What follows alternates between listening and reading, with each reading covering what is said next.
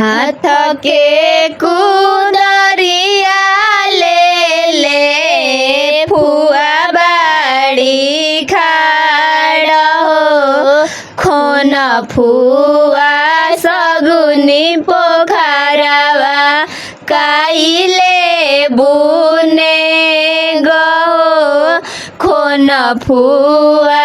सगुनी पोखरवा काइले बुने गो हाथ के कुदरिया ले फुआ बाड़ी खाड़ हो खोन फुआ सगुनी पोखरवा काइले बुने गो खोन फुआ सगुनी पोखरवा काइले बुने गो 5-10 रुपिया भाभी नाहिले होने गो हमारा के चाहिए भाभी सोना के सिकड़िया हो हमारा के चाहिए भाभी गलवा के हारवा हो 5-10 रुपिया भाभी नाहिले बोने गो हमारा के चाहिए भाभी हाथिया से घोड़ावा हो हमारा के चाहिए भाभी हाथिया से घोड़ावा हो 5-10 रुपिया भाभी उठी पाठी जई है हो सोना के सिकड़िया भाभी चिन्हा रही जई है हो गारवा के हारवा भाभी निशानी रही जई है हो हथिया से घोड़ावा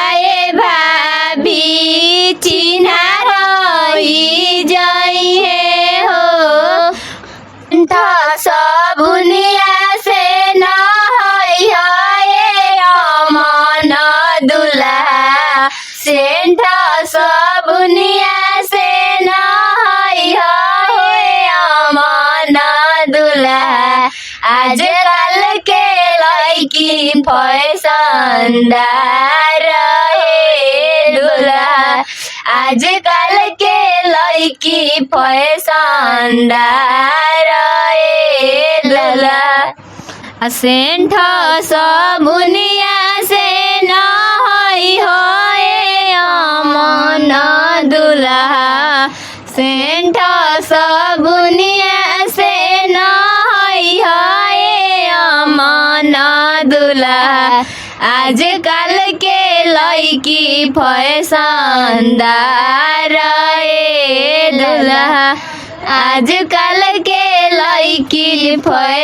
फैशनदार है दुल्हा गम गम गलिया गम कही है अमन दुल्हा गम गम गलिया गम कही है अमन दुल्हा आजकल के लड़की फैशनदार है दुल्हा आजकल के लड़की फैशनदार है दुल्हा गम गम गलिया गम कहिया गम गम गलिया गम कहिया